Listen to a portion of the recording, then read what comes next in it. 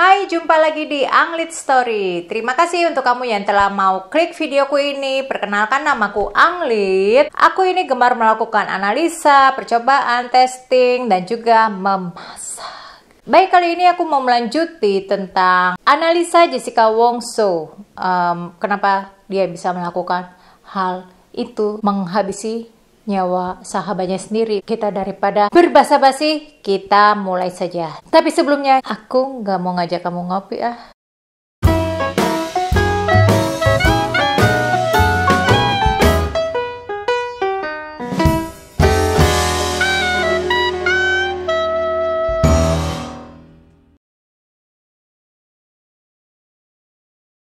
Berbekal pengalaman gue dulu pernah belajar sedikit tentang forensik psikologi, jadi gue mau menganalisa si Jessica, tetapi gue nggak mau dibilang sebagai pakarnya ya, karena gue bukan profesional, gue juga bukan orang yang terlibat langsung terhadap kasusnya si Jessica. Ini cuma analisa gue. Kalau kalian mau punya analisa juga, kalian mungkin bisa komen di bawah. Jadi terkadang tipe visual itu agak kesulitan dalam mengolah kata-kata. Pada saat Myrna mengatakan kepada Jessica, "Idih, ngapain sih pacaran sama dia?" itu bukan sekedar sindiran, tapi ucapan yang sangat menyakiti hati Jessica. Cuma bagi beberapa orang, mendengar hal itu, terutama di saat dia sedang tertekan, dia sedang membutuhkan support, dukungan, atau sekedar teman yang mau ngedengerin ceritanya aja, ngedengerin kata kayak gitu ya, pasti yang ada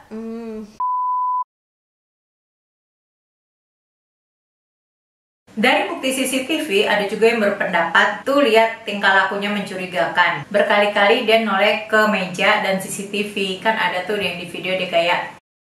Nah, sebagian orang menganggap itu mencurigakan. Kita perhatikan timelinenya dia dulu. Rabu 6 Januari 2016, Jessica Wongso janjian dengan 3 orang temannya di Cafe Olivier. 16.14.05, Jessica masuk ke Cafe Olivier membawa 3 paper bag. 16.14.30, Jessica ke meja 54. 16.14.45, Jessica duduk. 16.17.50, Jessica berdiri, tidak bawa paper bag. Dia berjalan ke bar. 16.18.39, Jessica noleh ke kanan. 16.18.50, Jessica noleh ke arah mejanya, meja nomor 54. Begitu juga dengan 16.20.22, 16.20.25, 16.20.46, baru 16.21.24 Jessica ke kasir. Ini ya, kalau diteliti dari gerakan-gerakan dia yang memandang ke meja dan ke CCTV, itu masih dinilai wajar. Apalagi dia ninggalin barangnya. Dia kan masuk tuh bawa 3 paper bag. Begitu dia ke bar, 3 paper bag itu ditinggal. Nah, kalau kalian datang ke tempat yang rame, ke restoran, terus kalian taruh barang kalian, kalian mau pergi di satu area itu, kalian kan pasti ngelihat barang kalian kan? Kalian ngamatin, barang gue masih ada nggak ya? Ada orang yang deketin meja itu nggak ya? Itu normal. Begitupun pada saat dia melihat ke CCTV, itu seperti kayak refleks gitu aja. Karena gue juga salah satu orang yang kalau datang ke ruangan tertentu, ke lingkungan tertentu, gue suka ngeliatin CCTV ada di mana. Jadi apa yang Jessica lakukan pada saat itu normal. Yang nggak normal itu pada saat Jessica duduk, kenapa dia nggak panggil waiter? So simple. Tapi yang jelas kalau hal ini ditanya sama si Jessica pada saat pengadilan waktu itu, gue tahu dia pasti akan jawab, "Ya, saya hanya ingin pesan langsung ke bar. Ya, saya cuma mau lihat apa menu yang ada di bar." Pada saat pengadilannya si Jessica itu, gue nggak nemuin si video JPU nanyain hal ini ke Jessica, atau mungkin tanya dan gue yang kelewat. Buat kalian yang tahu, tolong kasih komen di bawah. Gue mau melakukan riset dengan datang langsung ke Cafe Olivier, walaupun sudah 5 tahun yang lalu. Tapi ternyata pada saat gue mau melakukan reservasi, tempat itu sudah tutup permanen. Tujuan gue ke situ cuma pengen ngeliat denah kopi itu dan cara penyajian kopi itu dan juga hal-hal lainnya yang nanti akan gue jelaskan kemudian ya. Dengan sangat teliti karena dia adalah tipe visual. Lihat 3 paper bag dia susun sejajar menghalangi CCTV dari depan. Satu buat nutupin posisi dia yang di sebelah kanan dia. Dia butuh satu itu, jadi dia ambil centerpiece taruh di situ. Yang di sebelah kiri dia tidak butuh tutup-tutup karena dia bisa nutupi dengan tubuhnya sendiri. Dan dia keluarin dari tas sianidanya. Gue rasa ini bentuknya serbuk karena dia melakukan gerakan seperti ini.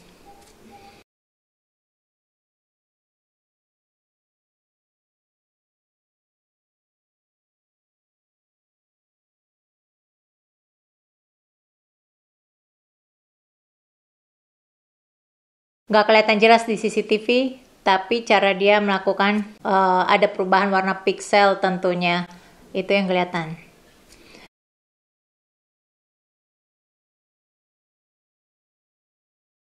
Aku coba cari tahu sebenarnya apa aja sih isi tasnya Jessica. Sayangnya nggak gitu tahu apa isi tasnya. Apakah di dalam tasnya itu ada tisu basah. Terus katanya reaksi sianida kalau terkena kulit bisa merasakan gatal-gatal dan perih. Dan aku juga nggak tahu, aku nggak dapat info apakah selama 51 menit Jessica duduk di situ menunggu teman-temannya datang itu tangannya terasa gatal atau dia mencoba menggaruk-garuk atau aktivitas lainnya, karena tampaknya dari CCTV juga kurang begitu jelas dia melakukan aktivitas lain nggak dari situ. Jadi selama 51 menit itu nggak kelihatan jelas apakah Jessica mencoba menghilangkan rasa gatal yang di tangannya itu akibat sentuhan sianida, karena kan dia gini-gini dengan cara menggaruknya ke celana. Tapi apa yang Jessica lakukan itu bukan berarti tangannya terkena sianida, karena biasanya orang gugup melakukan hal ini supaya membuat dia merasa nyaman. Ada juga yang kayak gigit-gigit kuku. Terus dia bilang dia buang celana itu karena katanya celananya itu robek. Nggak ngerti juga sebenarnya apakah sianida bisa membuat bolong celana nggak sih? Kalau ada kalian yang tahu tentang ini, tolong komen di bawah ya. Jadi sebenarnya tujuanku mau datang ke Cafe Olivier ini adalah untuk mengamati pembuktian. Kalau dari kesaksian Hani, temannya Mirna itu kan bilang begitu mereka datang, si Hani ngelihat es yang ada di dalam kopinya si Mirna itu udah tidak ada. Nah, aku tuh pengen datang ke situ. Berapa lama es itu mencair? Berapa temperatur yang ada di cafe pada saat itu? Karena pada tanggal 6 Januari 2016, sekitar jam 4 sampai jam 7 itu temperaturnya di sana sekitar 30 sampai 31 derajat Celcius.